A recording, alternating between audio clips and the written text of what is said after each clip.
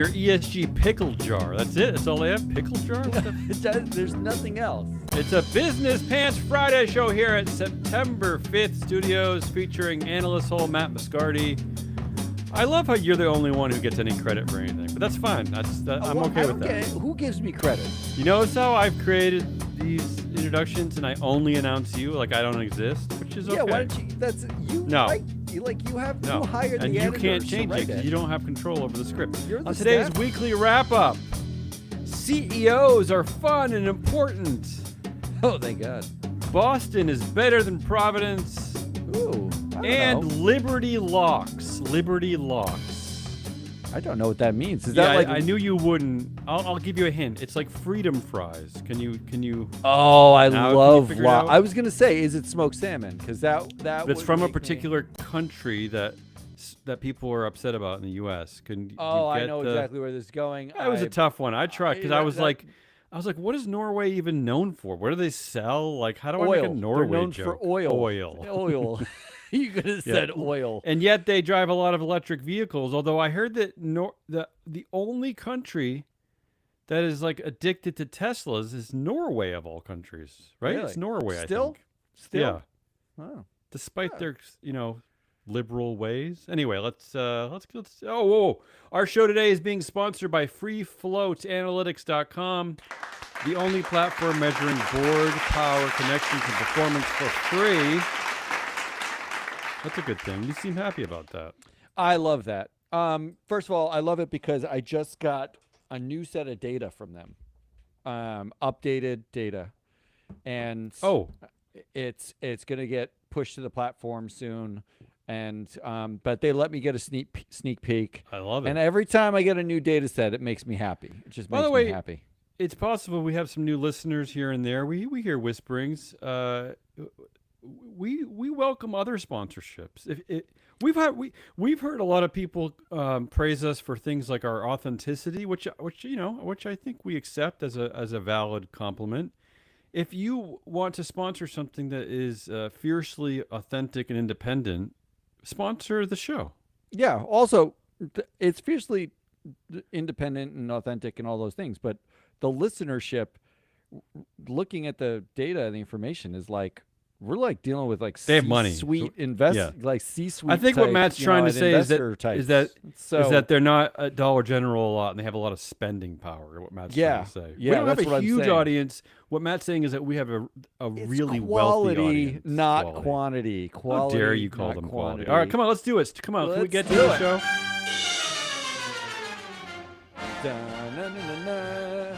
I'm nervous. I love that music. I love the music. I'm nervous because for the first time I'm using a new browser. I'm using Microsoft Edge and not Chrome, and I'm worried it's going to like ruin the show. I'm pretty sure actually it says in Riverside, Worried. do not use Microsoft Is that Edge. I'm true? pretty sure. I think It's it working does, so yeah. far. Let me get to story of the week. I got to tell you, this week was crazy for stories. I think what I've learned is that in August, everyone either goes to the Hamptons or goes to the moon, wherever rich people vacation. I think it's both.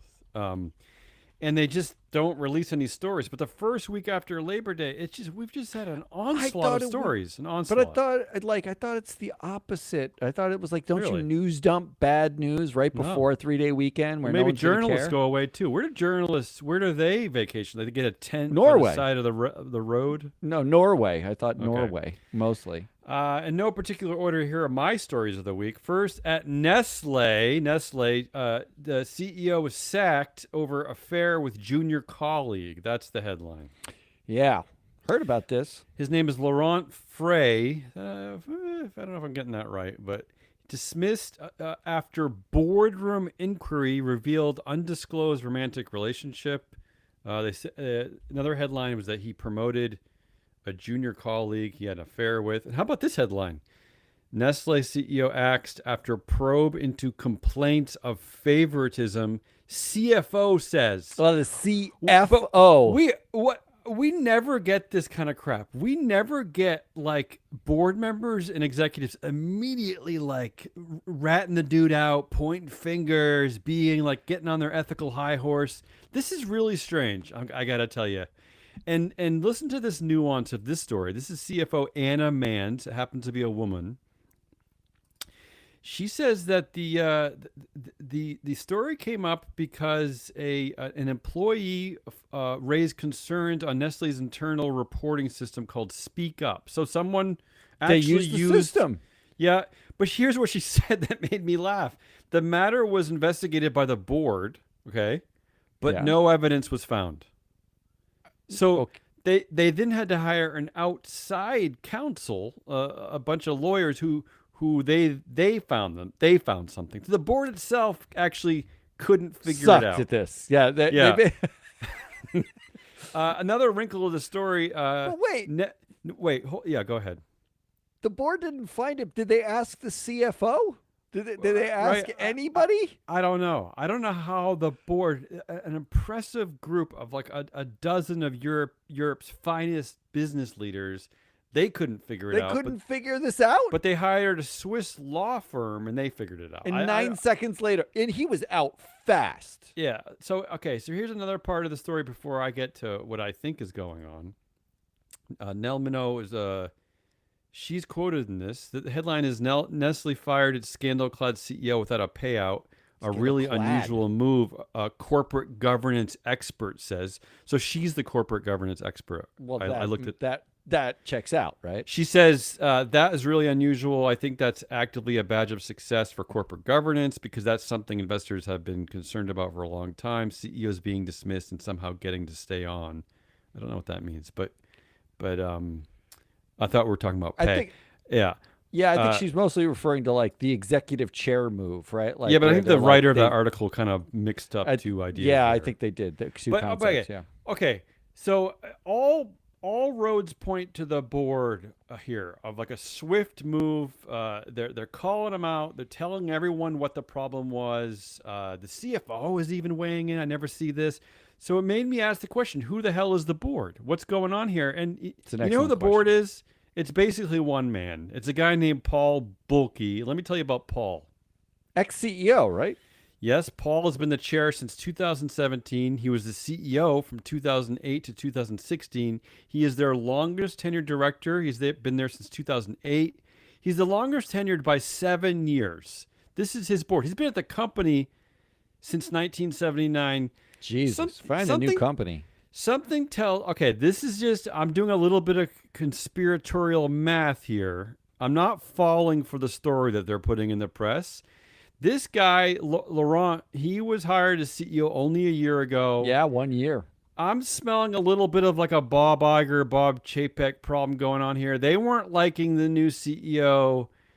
Instead of talking to him and figuring out this problem with his relationship, they pulled the plug. That's what I'm thinking. I'm thinking that they're admitting to themselves they made a succession planning problem and they're ending his tenure. I don't know. I don't mean to be cynical here. I just don't think all boards pull the plug so quickly on situations like this. Maybe they're just doing the right thing. Maybe these are ethical geniuses. I don't know. I'm smelling something a little off here. And I would tell you that Nell's partner, the deceased Bob Monks, told me that when you're looking for corporate governance stories, if you smell something fishy, if like you smell something off, like follow your nose. And I'm smelling something off here. I think Paul is wanting to get rid of this guy. I assume Bob Monks did not tell you that recently, as he recently deceased. That's too soon for that joke. Yeah. Here's what. So we actually I'm not buying it. I'm not buying it. Well, so we had somebody ask us about this situation. They said, "What can you?" And this is the kind of work I said the same do, answer right? the first time. By the way, you said the same answer the first time, and my answer was, like, look, a company like Nestle is a professionalized board. There's basically boards. Swiss, yeah, it's European. But there's boards where, it's because it's European, you don't see the CEO Bunch on of the bureaucrats. board. Yeah. And you see but the former CEO, which is a bit unusual. But the former CEO is there, which is unusual. But the people around the former CEO, effectively, these are, they're all professionals. They're multi-boarders. Not one of them are Paul's board. Most of them are on multiple boards. This is Paul's board. And you have to believe that like the board is acting in the board's best interest, right? Like remember the board didn't find the problem the first time they looked. Right. I think what we've discovered about this board in particular is they are really bad at finding something out, but really good at making a decision maybe after bad something's at, been found maybe out. bad at CEO succession planning too. This is quite the story. It's no Kroger, but it's good. Okay, speaking of which, just to tell you how unusual this really is, the Kroger ex-CEO is still in the headlines. I pulled this week. Kroger's ex-CEO won't have to detail, let me repeat that, will not have to detail embarrassing thing he did to get fired. So we still don't know what this chump did, Rodney McMullen. He did something horribly unethical too at Kroger. He got let go, but we know everything about Laurent, the former Nestle CEO. Even the CEO is the CFO. Yeah, that's the CFO part. Was talking gossip. That's you just don't see this stuff. You're not going to see Kroger's CFO being like, "Yeah, that guy was a real dick." Like it's just not going to happen. So if you have any insight on this, reach out to us because I don't know. Look, I'm not saying that it's not a fireable offense. It is if you're breaking the code of conduct at the company. I just think that there are also plenty of scenarios where the board says, "Hey, let's figure this out. Like we might have to reprimand you, might have to do this, but I don't know if they're necessarily going to fire you immediately. But what do I know? Did they name an interim already? No, they named a successor already. It's another insider. Which is that to me is the fascinating part, right? Like because let me check that while you talk. I don't think it's an interim. Because the fact is, if you can name somebody that quickly, either the timeline is in question here, as in like they knew for longer and announced it now while they looked for an immediate successor, or it happened really swiftly and they are really good at knowing exactly who they wanted in the job next. And by that I mean Paul, right? Paul Bulke, because he's the one who's been there since 1979. It's basically he's treating it like a founder firm. He knew who he wanted next, and that's who they picked. I don't know which it is. This is his name is Philip Navratil. He's an inside hire. He's been at the company since he graduated college, and he is already promoted as the new CEO. No interim. So, like, when did he graduate college, right? Like, I think if Paul Bulke's 2001. 1979, then there's no way the new CEO is going to cross the guy who's been at the company since 46 years at the company. My Bob Monk's corporate governance spidey sense tells me that this is a Bob Iger, Bob Chapek moment. They think they made a mistake. You might be right about that. Yeah, that's all I got. Okay, that's the first story of the week. Second story of the week, you're not going to like as much. Tech CEOs take turns praising Trump at White House dinner. We're going to come back to this. I added them as assholes this week. Okay, can I just do the quick math on this? Can I do some ESG fun math on this? I love ESG math, yeah. So there are 25. I spent about an hour. It's difficult navigating the world when you use a combination of internet searching and AI agents because they all give you different information. So it took me a while. Yourself anyway.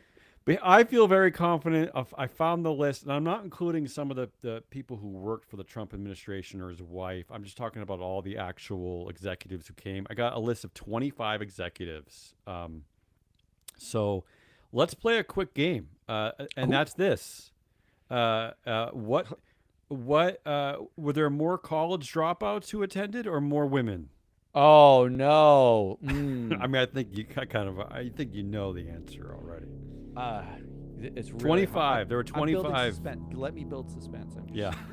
It's a difficult one. No, on one hand, so many college dropouts. On the other hand, women are everywhere in tech. Well, the good news, before you answer the question, the good news is that we've talked a long time about this 30% barrier, right? We got to get 30% women on board. Women on the board, yeah. But we have hit 30%.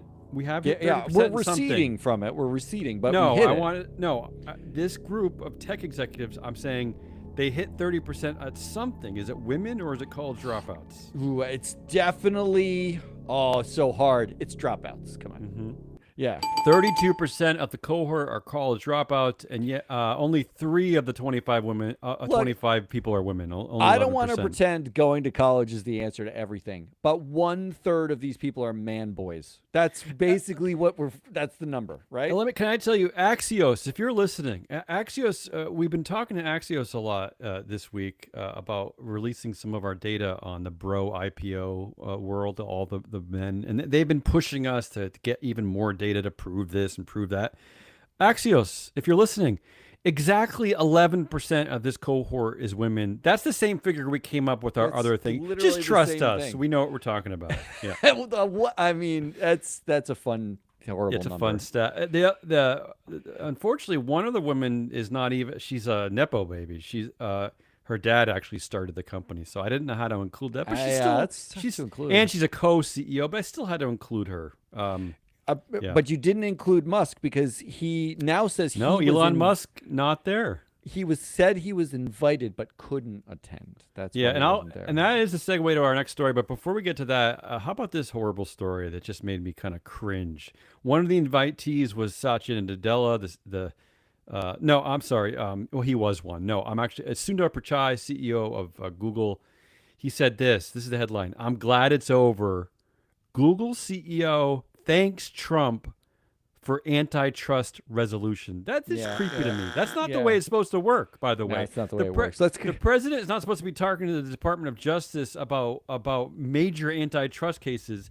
I'm surprised they kind of said it that loudly. Like, let's just come back to it. Trump. Anyway, it's horrible. I felt uncomfortable about that. Okay, so let's move on. That's the second story of the week. All the tech bro. And they really are tech bros. The math. Yeah, it's bros. It's man bros, man baby bros. The third story, segue over to Elon Musk. I don't want to spend a lot of time on this because I don't want to thoroughly depress my whole weekend because I have a new book and I'm just I don't want to just dwell on this too much. Tesla, ready for this? Yeah. And I'm taking this headline. This is from the Indian Times, Times of India or something. Indian Defense Review. I don't know what this is. It sounds like quite the publication. I just like the way they put this. I was going to use a headline from CNBC. I like theirs better. Tesla plans to pay Elon Musk $1,000 billion, which means already hate it. which is $1 trillion, right? Yeah, I like 1,000 billion though. Yeah, but this is the way they said it, which is I like that they added this more than Switzerland's GDP. See, now I'm getting depressed. More than Switzerland's GDP in a deal tied to sci-fi level goals. So, okay, false. This is a crazy headline, but I think the point is real, is that this is basically like sci-fi movie villain. Like, this is craziness. This is like beyond Lex Luthor. I think they meant sci-fi villain. I think they meant... That's how I'm taking it. This is worse than Lex Luthor. I mean, this is crazy talk. So, and this is, and let me highlight one other detail. I don't know if you want to talk about this now, if you want to talk about this I'm going to talk about it later too. Look at this detail I found in, I think this is CNBC. So Tesla chair Robin Denholm, who we know she's gotten really rich off of just kissing Musk's butt, right? Like she's already a billionaire. No, almost $750 million. Yeah. Just in the last year or two. She's cashed out. Yeah, I mean, like she's cashing. They're all cashing out in the last year. Yeah.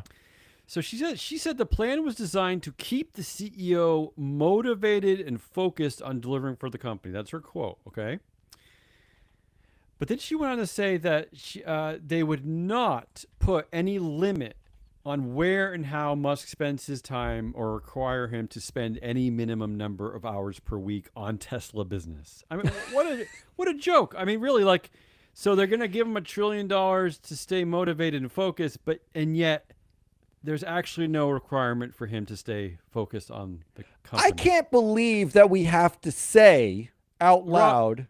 Robin, you should resign. Just for the sake of the world, just resign. You're not independent of anything. You're a total shill. This is embarrassing. Okay, really. So one of two things is probably true here. Either Musk is literally a one of a kind, once in every 10 generation super genius. I don't care. I don't care. Or It's not how more the world should likely, work.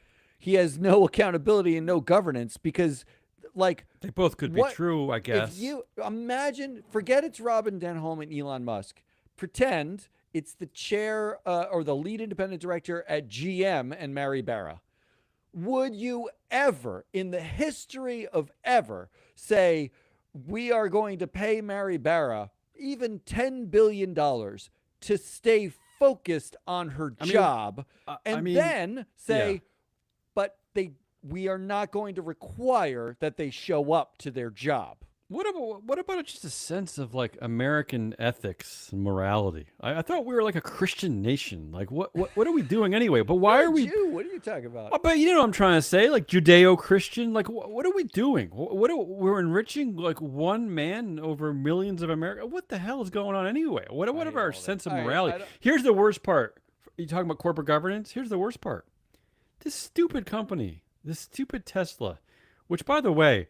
As I mentioned at the opening of the show, only Norway still buys Teslas. Like they suck at selling cars. I know, Elon. You know, you're gonna sell robots one day. Fine, whatever. But here's how terrible this stupid company is. Elon Musk and Robin Denholm are not even up for a vote this year. No, of course they don't even let shareholders vote for directors every year. Like the whole thing is stupid. You know what's amazing? There's a shareholder proposal right now to eliminate the classified board, and there's you don't need a proposal for that. Eliminate it. But in order to get that passed, you have to eliminate supermajority voting because otherwise you need a supermajority. And there's a shareholder proposal to eliminate supermajority voting, which they don't expect to pass. Right? I don't even care what you're saying anymore. Listing exchanges, NASDAQ, New York Stock Exchange, whatever.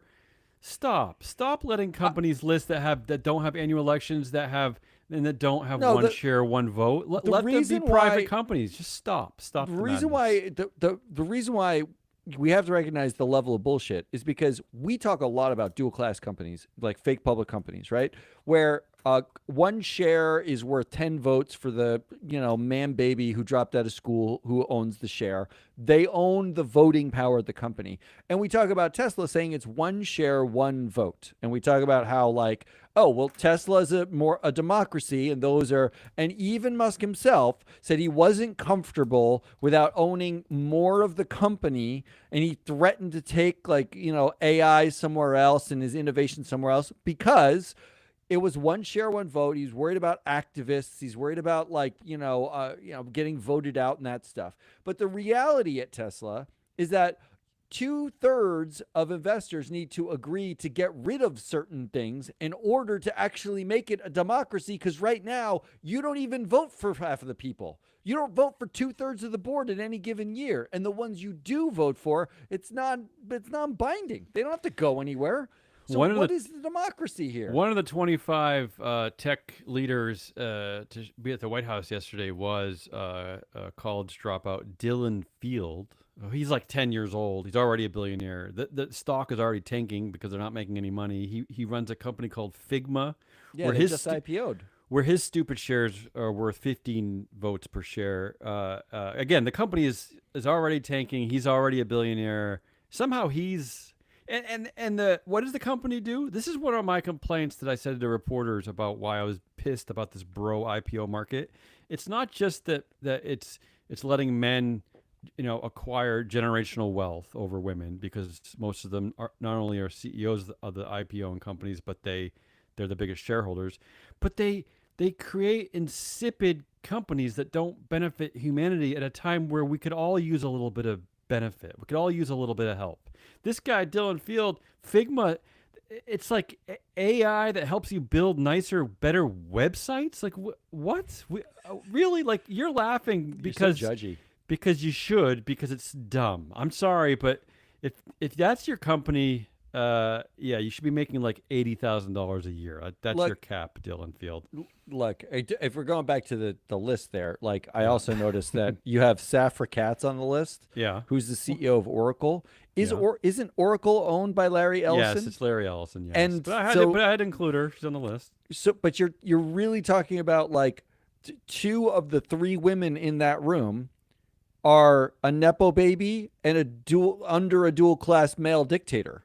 I wonder what percentage dropped out of Stanford. I'm guessing it's also higher than the percentage of women in that room. You know what's weird too is that the third woman, whatever. There's three women.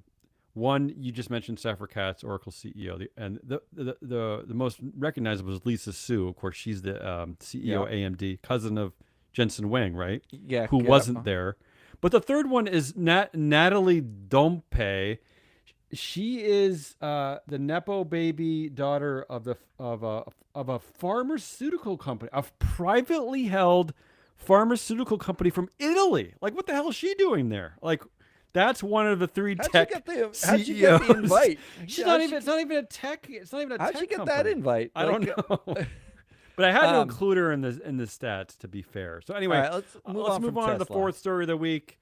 So the first was the Nestle CEO fired. Second were the tech bros at the White House. Third was the incredibly horrible $1 trillion pay package proposed at Tesla. The fourth I'm just calling ESG and pop culture. We had a lot of CEOs at weird pop culture stories this week.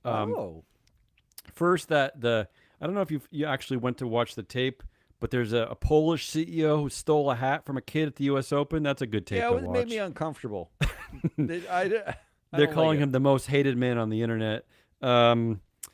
The second was a Turkish CEO threw a flower pot at an employee. I like that one too. But don't do that. You shouldn't throw flower pots at CEO. But it was just a big week for look, the U.S. Open story was a big deal this week. I had to include it. Everyone was talking about it, so I just had to throw it in there. If you wanted to go in a different direction. I mean, throwing a flower pot is fun, and I am tempted to pick it. I did watch the video. It made me really uncomfortable. I will say that watching it. The reason why I picked the flower pot one is because the CEO said that he promised to manage staff better to prevent similar incidents in the future. So I only picked it as a corporate governance lesson of like, don't throw a flower pot. Well, no, it's like he stays at work and he's promising to make things better. It's like, okay, like the guy with the anger management problem. The guy with the anger management problem was like, I promise that I'll deal with my anger management problem. And I picked the other story because I thought it was kind of funny because all the ESG sleuths out there were mad at the Polish CEO who stole the kid's hat, and they're attacking a different company with the same name called Drogbruk. So all the ESG sleuths are getting it wrong, and they're attacking a different company with the same name. So I love that.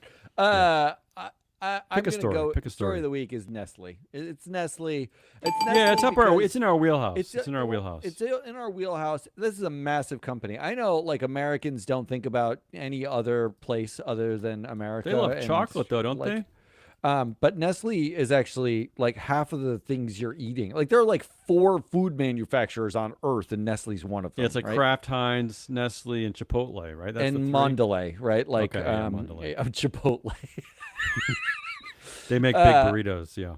All right, let's move on to what do we got? Goodliest. Yeah, come on. Paul Bulke. He's the one who fired the CEO of Nestle. I know, Paul Bulke. Remember that name, journos listening to this. Paul Bulke's the guy you need to ask the question. Yes. Don't ask about the board. Like, how did you have a guy so fat? Like, how did you have a guy ready so quickly? What did you like? You have some kind of machine, some 3D printer or something? Yeah, it's a really good one. I have 2 Goodliest of this week. You want to go first? I'll go one, and then you can do one.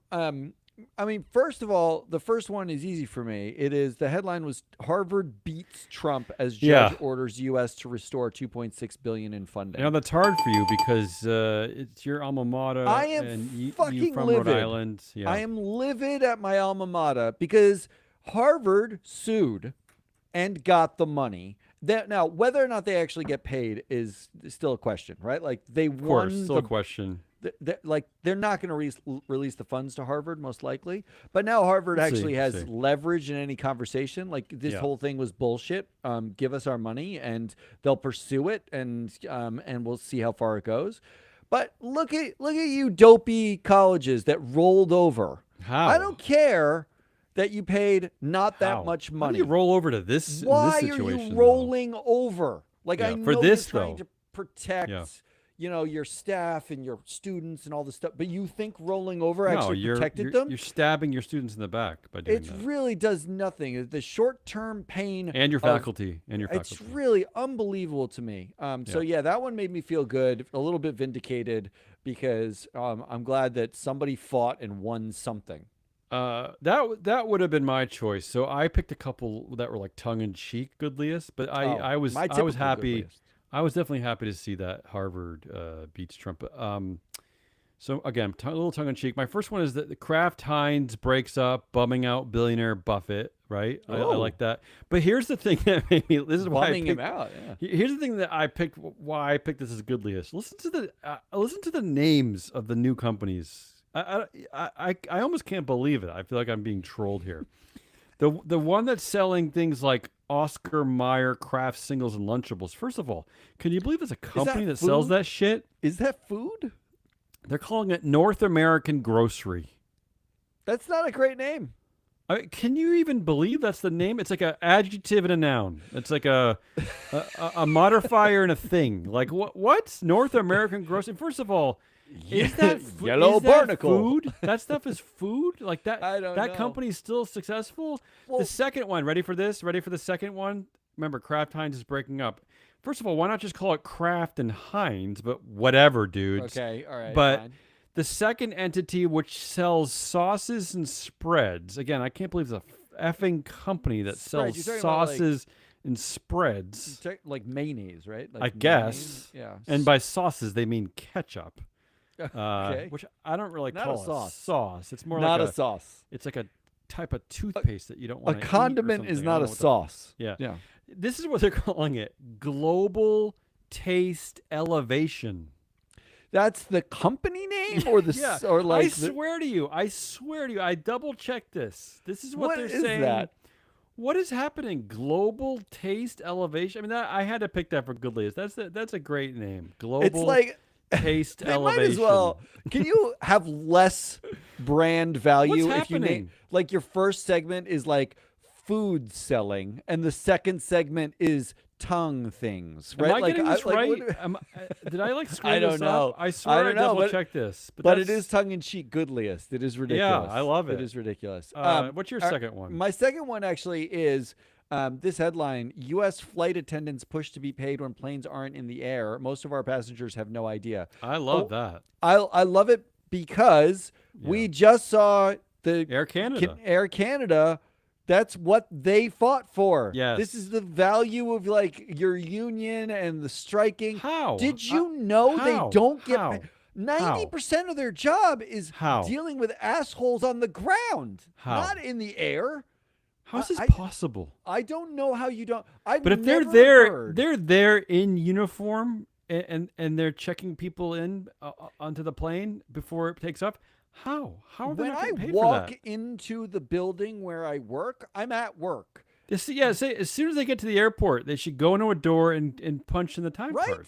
Right. Yes. Like even if you said as soon as you get on the airplane, but that No. means when they're cleaning up the shitty gum you left on the bottom of your seat, But even they when they're walking, don't get paid for that. even when they're walking through the airport, there are probably like snot-nosed kids who are probably like waving to them. That's work. Unbelievable they Yeah, don't get that's paid for that crazy. in the That's first crazy. place. They should They're fight. right. Most Fight. passengers have no idea. I'm Fight. super glad that they're doing something about it. My second good list is this bizarre moment where we have a new global CEO entering the socialist world. Like this is kind of like Zoran Mamdani. I don't know what's going on here. I maybe Bernie's having another moment. But here's the headline: McDonald's CEO warns of two-tiered economy. What's going on here? Like, you talking about Chris Kempczynski? yeah, or Chris whatever? Kempczynski, is he joining the social left of the He's business a roundtable? Bernie Is it- bro now. what the hell's going on? So he says this. He says, particularly with middle and lower income consumers, they're feeling they're under a lot of pressure right now. Amen, Chris. Yeah. He says, if you here's the line of demarcation. He says, if you are upper income, earning over $100,000 a year, things are good. But for everyone else, it's shit, right? So Did he that's say his that? line. That's quote? his line. But okay, here's what's a little tongue in cheek. I don't think he said things are shit. If you're Okay, well, I'm there, paraphrasing, but they are. But here's the tongue in cheek part of it. McDonald's CEO Chris Kempczinski, he earned $18 million last year, $19 million the year before, et cetera, et cetera. Matt, last year, just for his personal flights, not even attached to his board meetings at McDonald's, they gave him $400,000 in perks. So that's four times the amount that he claims is already a big earner. He didn't say I have a shitty time. He said we're just seeing that people like me have. Well, that's why it's tongue in cheek. cheek. That's what he's saying. His CEO pay ratio last year, which actually is the lowest it's been in 4 years, was 1,014 to 1, which means that 11:02 a.m. and 50 seconds on the first day of the year, he earns as much as the median employee in McDonald's. So I just think it's a little.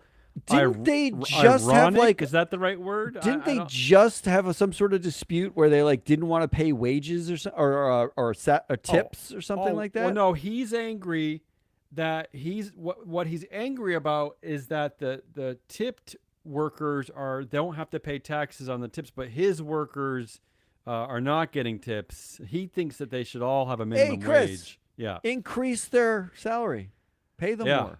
Just pay them more, Chris. If you're going to wade into this war, then just do the right thing first of all. If you're going to say living wages. If you're going to say this, and you're going to say this, knowing that your employees make less than that, right? Yeah. What's the median employee? What's the median at McDonald's, right? You're talking about $20,000 a year. It must be 26,000. I think. I think right. the last CEO pay ratio was 26,000 was the number they used. $26,000 a year is less than $100,000 a year. Your employees have it bad, is what you're saying. How about this? How about Chris Kempczinski in 2021, when we're still kind of in the COVID world? His CEO pay ratio was 2,200 to 1. Yeah, see, you put this in Goodliest. I feel like this is asshole. Well, it's tongue in cheek because I'm glad that he's warning of a two-tiered economy. I mean, that's important, I think. It's important to warn of this. I'm not voting for that. But I'm not going to let go of you, Chris. I'm going to pester you to get that living wage thing going. Figure it out.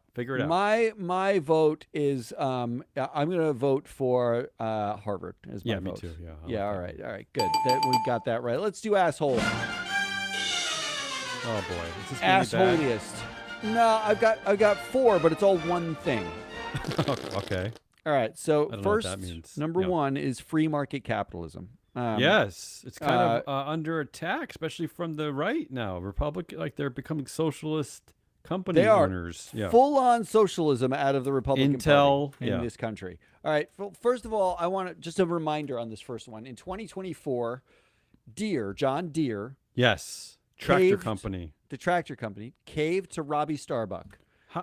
Even how that happened, I have no idea. Robbie Starbuck, citizen internet journalist. troll. No. Citizen journalist Robbie That's what I Starbuck. said. I said that. Internet troll. That's what I said, yeah. They scrapped their DEI programs in 2024. Congratulations, and Deere. Starbucks said, quote, people should go to work without having to feel like they have to behave a certain way in order to be acceptable to their employer. I don't even know what that means. I'm pretty sure it means they can be racist if they want to be. Right? White and racist? They can do whatever they want. Uncle Herschel with the barrel again? Is that what we're talking about? Employees should have no repercussions for their behavior. Well, it's funny you say that because there was a story this week about a Fox News announcer who said that I can talk shit about women now because Trump won. He said that out loud. So that's kind of what Robbie Starbuck is saying. That's what he's saying. Yeah. We've earned the right to be racist to other employees now. Because, thank God, finally. Right? Finally. And Deere, the entire board at Deere said, okay, sure. The Deere said, we agree. Let's scrap all diversity programs. Like Costco, they could have put out a press release saying, hell no, but they were like, yeah, fine. we made a fun of Deere because after Deere scrapped their DEI programs, the National Legal Policy Center actually still put in a shareholder proposal demanding for a report on implied discrimination against whites, effectively is what they asked for.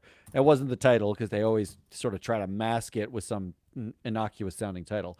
But they did say that, quote, in 2019, Starbucks was sued for a single case of discrimination against a white employee who was awarded $25 million in 2023.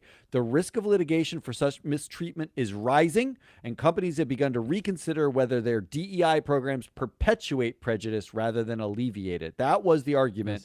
Because one white person got discriminated against, that I still don't even know how that. This is a material risk. Now they're saying that, like, even though you scrapped your DEI, it's a material risk. We want to report. They pushed them even farther. In response to Deere scrapping their DEI, the National Black Farmers Association president, John Boyd, actually called for the resignation of John May, the CEO of Deere, and boycott the company. Said they were boycotting.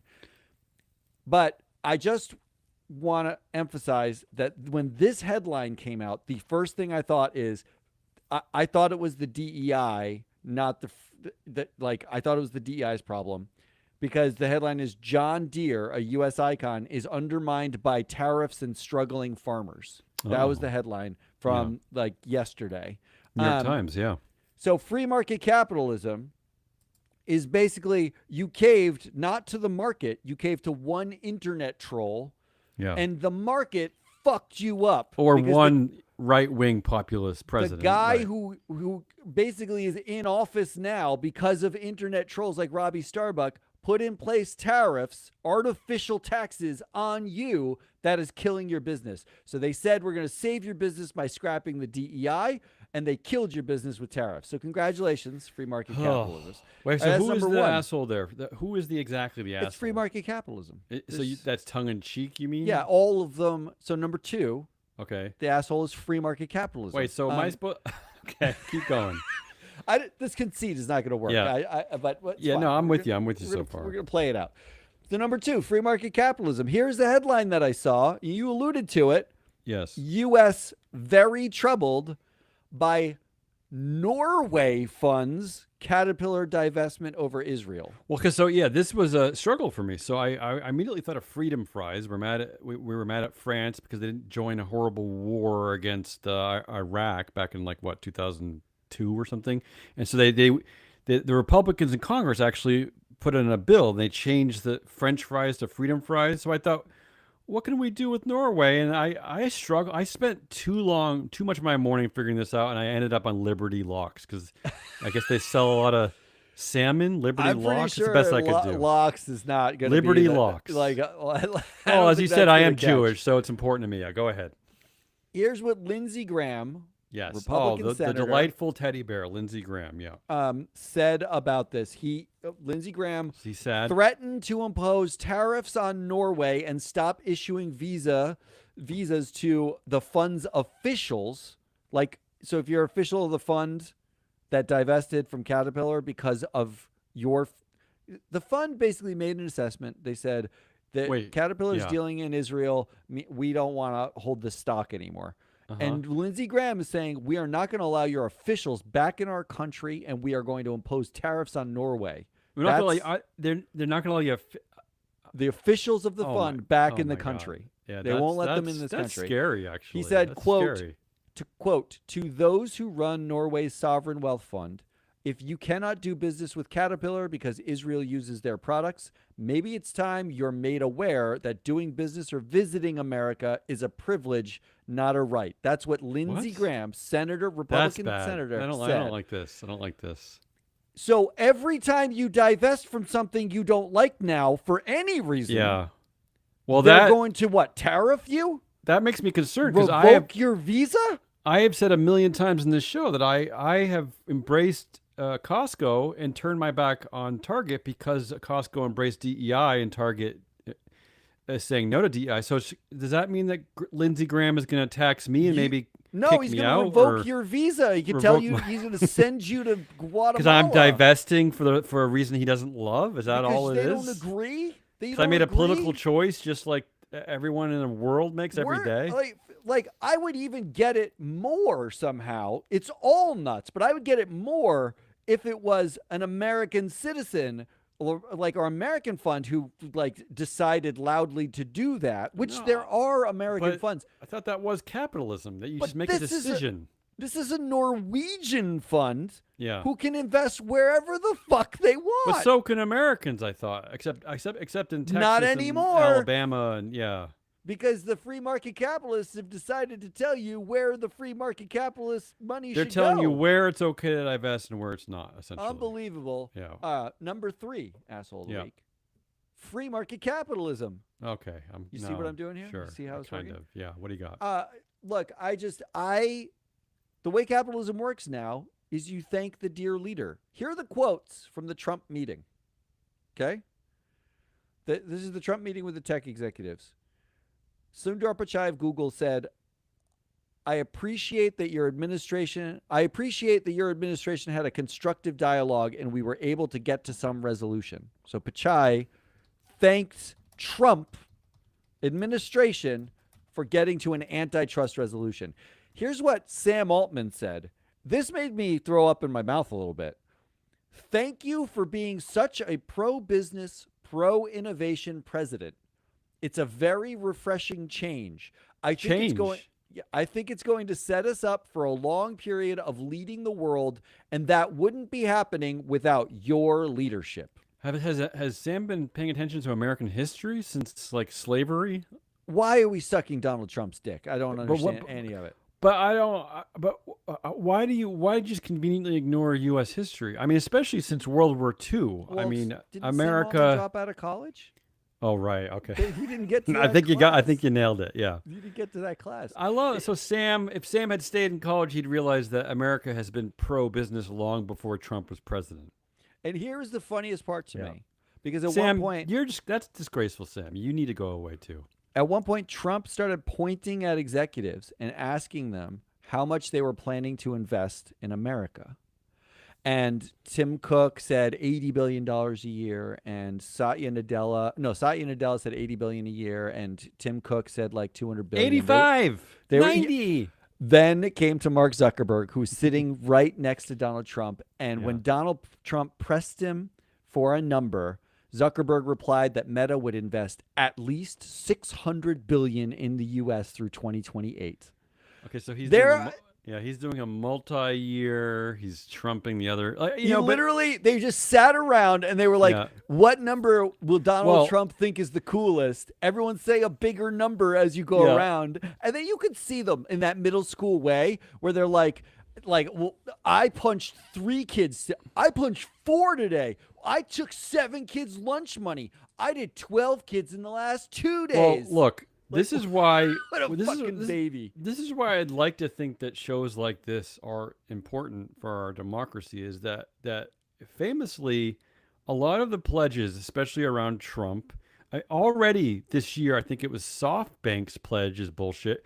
These pledges don't amount to where they start. It's all lip service, and these CEOs should be held accountable for this. The one that always makes me angry, of course, is Elon Musk, who promises everything to his shareholders, is never accountable for any of it. He just gets to say stuff. But that the number that Mark Zuckerberg is doing, he's literally sitting there and he's making up a number to please Trump right there because he's right next to him. He's making up a number. It's so dumb. And when you actually do the math on these numbers, and I can tell you this for a fact because it happened in the reverse. So right now we're pleasing dear leader, the conservative Trump administration. But when I was an analyst back at the mothership. You were an analyst? I just thought you were like a lunatic on a milk crate in Times Square. Well, that's what we call analysts at MSCI. That's true. I actually had to look at like all of these banks would come out with massive numbers for how much green finance or climate finance they were going to fund. And all the banks would trump the last bank. It was literally the same thing, except there was no administration asking for it. But they would come out and say, we are going to fund $10 billion in the next 5 years in climate finance. And the next one will come out, we are going to fund $12 billion in the next 9 years. Eventually, we get to $600 billion. Yeah. And that's exactly how you get to $600 billion. It's like The Price is Right, except I'm going to tell you, can't go over in The Price is Right. I'm going to tell you right now something that happened behind closed doors. And this is 15 years ago, so I don't think it matters anymore. But Goldman Sachs put out a number that said they were going to fund $10 billion in like 7 years or something like that. And I wrote in a report that we ended up sending to Goldman to get verification. I wrote down, I said, I cannot account for this number. When I do the math, what I find is that they financed, they're double counting. So these banks basically, if they all finance together one company, they don't tell you the amount that they raised. They tell you the total amount that they financed, and they all claim credit for it. So every one of them gets triple or quadruple or quintuple the number that they of financing. So I did all the math and I sent it back to them and I said, you said you raised 10 billion. I can only come up with like 1.7. Uh-oh. Can you describe the difference? And they came back and they sent me a spreadsheet that was on. I was like, I'm not allowed to talk about the specifics of the spreadsheet, but they counted every possible thing they could that they had done already or were going to do. They didn't add anything new to it, and they were happy to say we double count. All of these numbers are fictions. Yes. Now we're doing the same thing to conservatives. So you didn't like what we did with the lefties and the climate activists and the ideologues over there, like who are claiming all these big numbers. They want it like to look. Now you're doing the same exact thing with Dear Leader. It's a fucking joke. All right. Well, come on. Who's your fourth? Right. Fourth, free market capitalism. Oh, wait. I thought we already did that one. Okay. What do you got? I have to bring up the Musk pay package. Yeah, we'll spend more time on this next week, I think. We're going to spend a lot of time on it. But effectively, I'm getting into the nitty gritty of the pay package, the $1 trillion number. And it's not $1 trillion. My number is his likely net worth when we're done with this is 1.5 trillion. And the way he gets there is to turn Tesla into a meme stock again by acquiring all of his private companies and taking the multiple on the meme. Right. I mean, and that was that was whispered at in the past, right? That he wants to have a big, horrible, evil empire called, of all things, X. Yeah. And he said it just like a movie. It's out in the press. Kara Swisher's been talking about it for a long time. That's been his desire. That's his movie villain desire. The way he now can make himself the world's first trillionaire is to leverage all those private companies inside of Tesla, his piggy bank, and get control at the same time. Like he'll end up with 25% control of the company.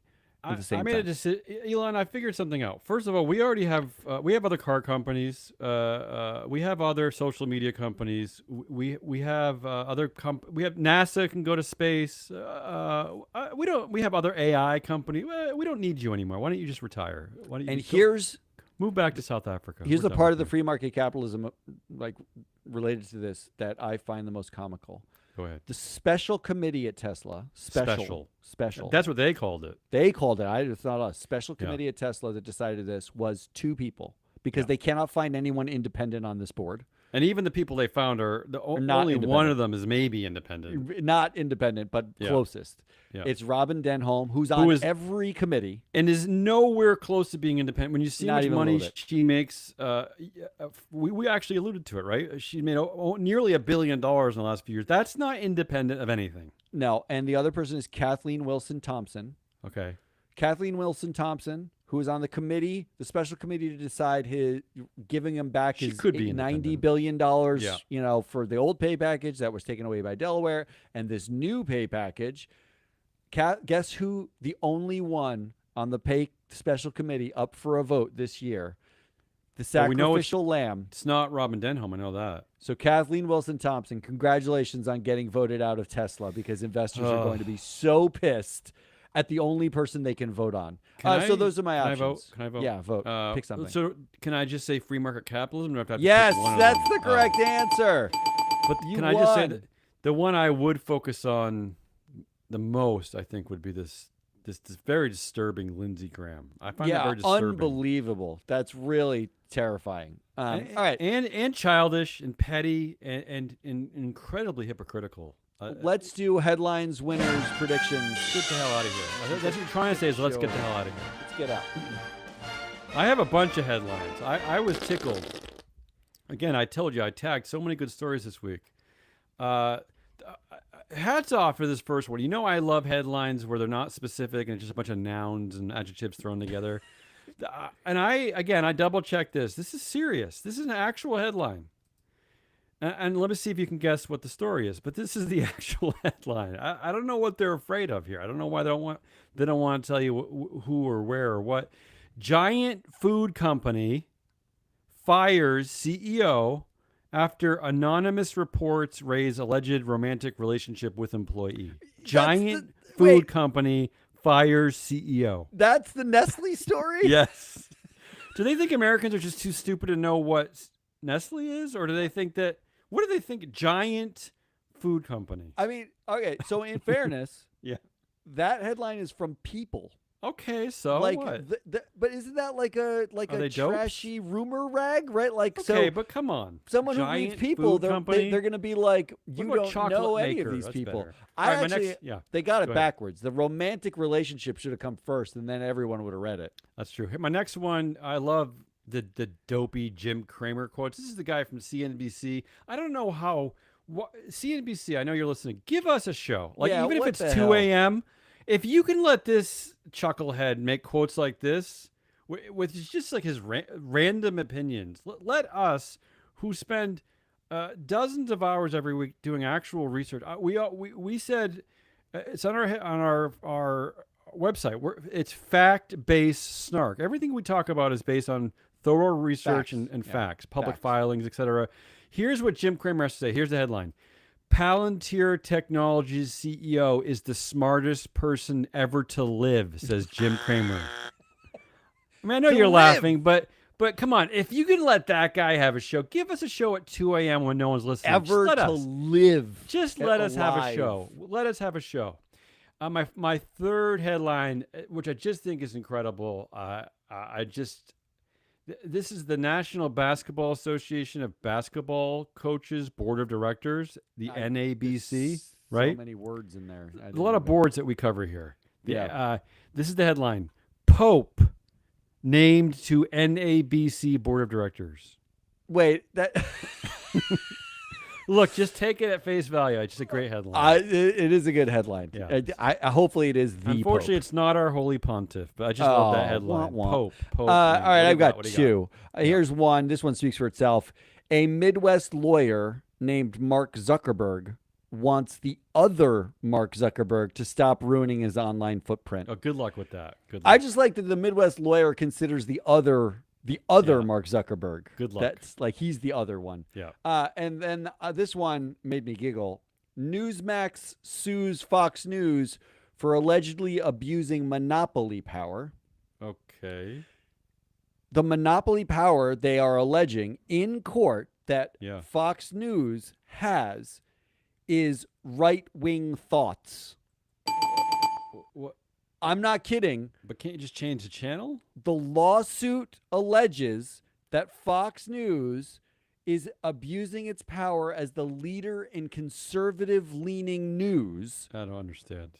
You can't change the channel? I didn't realize that ideology was a monopoly position. Well, we must monopolize insipid thoughts about corporate governance and ESG, right? My immediate thought was, who do we have to sue, or who's going to sue us for our snarky governance monopoly? Okay. Who sues us?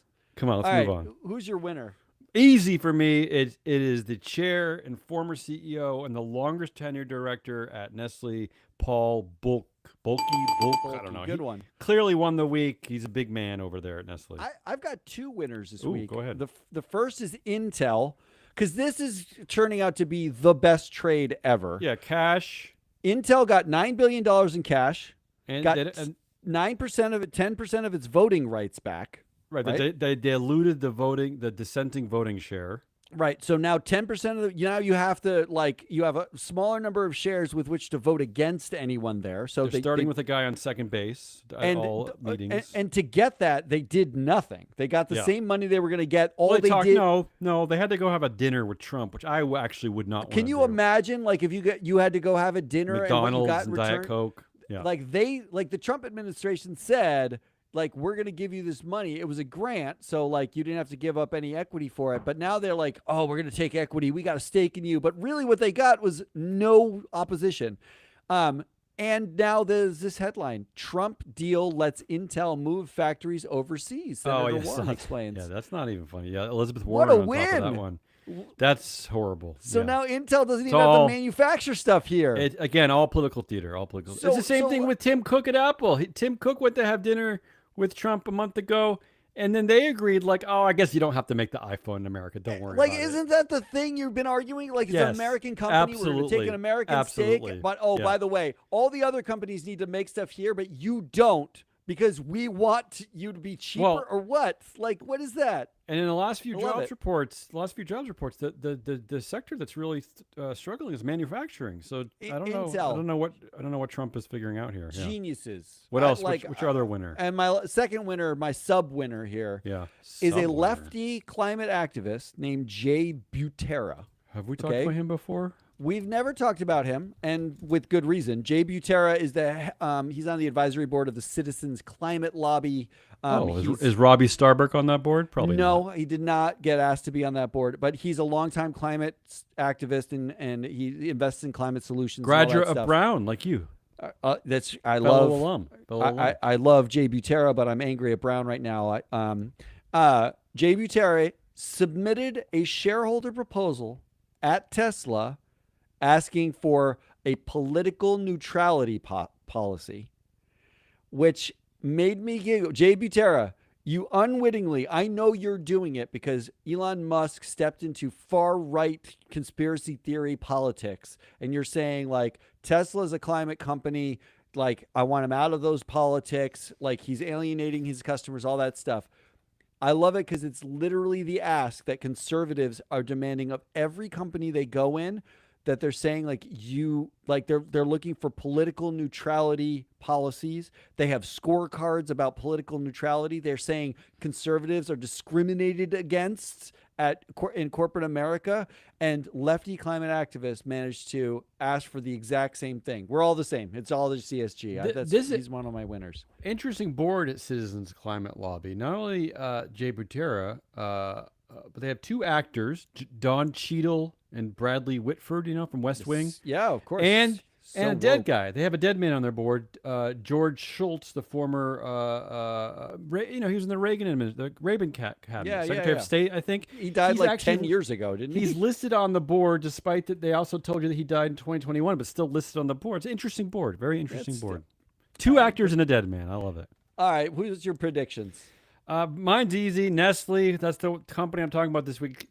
In light of Kraft Heinz, what are they changing it to? Global...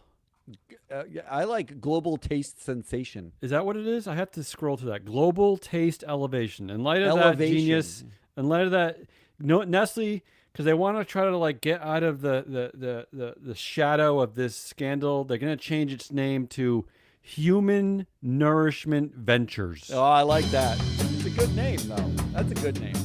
I have a quick one. The U.S. government will take a 100% stake in Caterpillar, Tractor Supply, and Harley-Davidson because the free market is just manliness in the 1980s. Yes. Right? That's the free market. But you know what? Why doesn't Nestle change its name to Giant Food Company? I think that would be better. Isn't that better than Tractor Supply change its name to Giant Tractor Company? Giant Manly Vehicle Drivers. All right. Time to shut up. That's all we got. That's it, Lauren Rollins. All we got. Come on, that's a lot. We are free float. We did not get to a proxy countdown this week. We will get to one next week. Oh, a lot of Tesla next week. If you care about that kind of stuff. So we're going to cover that this coming week because we knew it was coming. And if you didn't see, Shareholder Primacy, Mike Levin and Ann Lipton's podcast came out. They talk about Intel. They talk about the government stake in it. Fascinating conversation. Get that podcast. Until next week. Good. Bye.